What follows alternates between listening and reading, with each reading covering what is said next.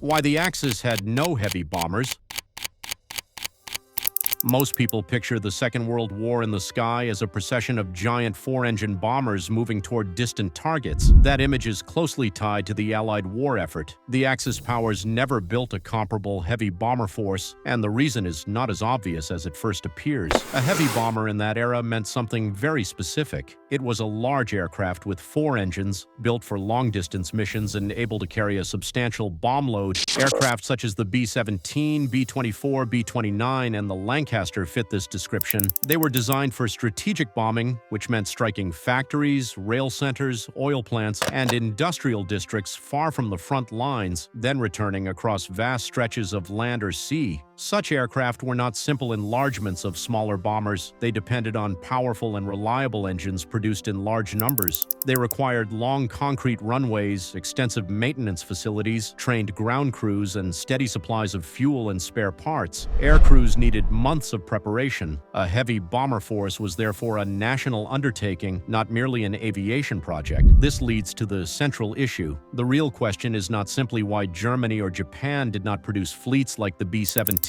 or Lancaster. The deeper question is whether their war plans required such aircraft and whether their economies could support them. Japan offers a clear starting point. In the late 1920s, Japanese planners considered the possibility of war with the United States. Geography shaped their thinking. The Philippines lay within reach of bases in Taiwan, but only if aircraft could travel long distances with meaningful bomb loads. The Japanese army therefore called for a large bomber capable of night operations, carrying roughly 2,000 kilograms of bombs and defending itself with heavy guns. To meet this requirement, Japan cooperated with Germany's Junkers firm and developed the Type 92 heavy bomber. For its time, it was an imposing aircraft. Its wing area even exceeded that of the later American B-29. The project showed that Japan was willing, at least in principle, to pursue long-range aviation. Events soon altered that direction. Expansion into Manchuria brought Japan into confrontation with the Soviet Union along a land frontier. Strategic planning shifted from distant island targets to continental operations. Under those conditions, twin-engine aircraft operating over China and the Asian mainland appeared more practical than large four-engine bombers built for distant raids. Production of the Type 92 ended after only 6 aircraft. This decision reflected a change in expected theaters of war rather than a lack of technical ambition.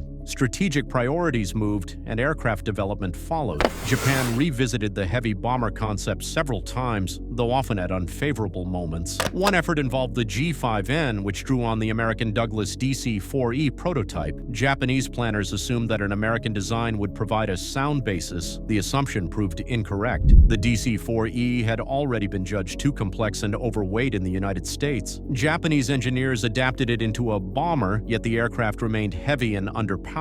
Engine difficulties persisted, and performance fell short of expectations. Only a limited number were produced, and most served as transports rather than effective bombers. A more promising design emerged late in the conflict. The G8N, developed in 1944, demonstrated respectable performance for a four-engine aircraft. Tests suggested it could have formed the foundation of a viable heavy bomber force. Circumstances, however, had shifted sharply. American air attacks were damaging factories and airfields. Aluminum and fuel were scarce. Fighter production to defend the homeland took precedence over large bombers intended for distant operations. The G8N was canceled before it could enter full production. Plans were also drawn for the massive G10N Fugaku, intended to reach the American mainland. The design required engines far more powerful than those Japan could produce in quantity. Construction would have demanded large airfields and ample fuel reserves, neither of which were available in the later years of the war. The project never progressed beyond study. Military doctrine also shaped these outcomes. The Japanese Navy concentrated on torpedo attacks and fleet support. The Japanese Army focused on assisting ground forces and striking nearby airfields and supply centers. In China, twin-engine bombers conducted extensive raids on cities such as Chongqing without relying on four engines. Within that framework, heavy bombers did not appear essential. Resource allocation carried clear consequences. Heavy bombers required metal, engines, fuel, and trained crews. Devoting resources to them would have meant fewer fighters and fewer carrier aircraft. Japan already faced shortages of raw materials and fuel. Under those pressures, leaders often favored aircraft that addressed immediate defensive and tactical needs. Germany's experience followed a related pattern.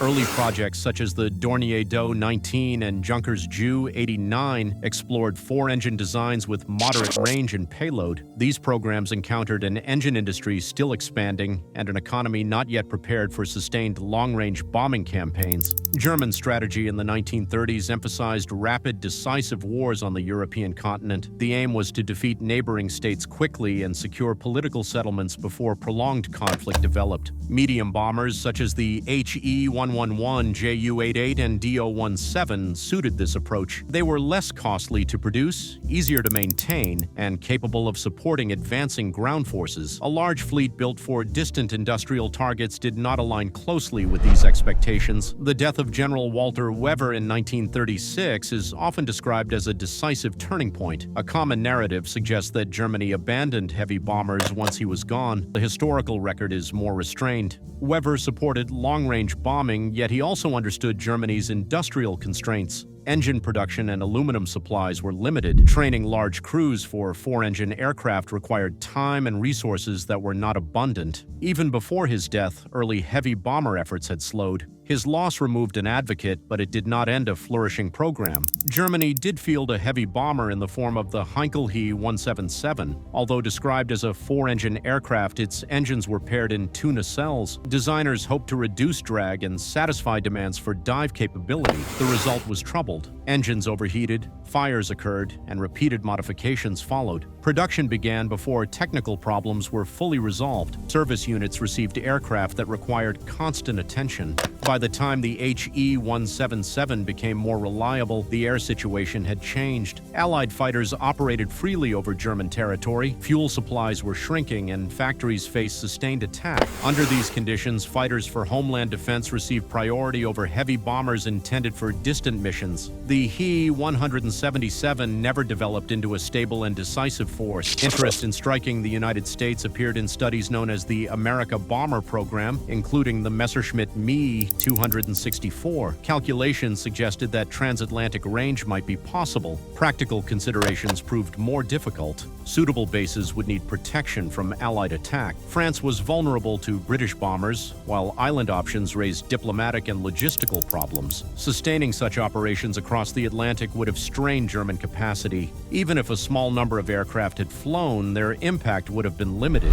Germany also turned toward long-range weapons that did not require returning crews. The V-1 flying bomb and V-2 rocket could strike distant cities without risking pilots. These weapons carried psychological impact, yet their accuracy was limited. Targets were broad urban areas rather than specific industrial facilities. No pilot could adjust course once launched. Industrial production in Britain continued despite these attacks. The fundamental difference lay in industrial depth. The United States and Britain possessed extensive fuel reserves, large aluminum production, multiple engine programs, and broad training systems. Secure territory allowed airfields to operate with relative safety. These nations could produce heavy bombers alongside fighters, transports, and naval aircraft. Losses could be replaced and designs improved. Germany and Japan operated within narrower margins. Each heavy bomber required resources that might otherwise equip fighter units or tactical squadrons. Decisions carried direct trade-offs. Under blockade, bombing, and material shortages, leaders often chose aircraft that met immediate operational needs. Heavy bombers contributed significantly to the Allied war effort. They damaged infrastructure and forced defensive reallocations. Their absence alone, however, did not determine the Axis defeat. Germany and Japan confronted opponents with greater economic strength and access to raw materials. Oil shortages, strained supply lines, and strategic miscalculations shaped the broader outcome. The Axis powers did not simply overlook an essential invention. Their decisions reflected geography, doctrine, industrial limits, and expectations about how the war would develop. When renewed interest in heavy bombers emerged,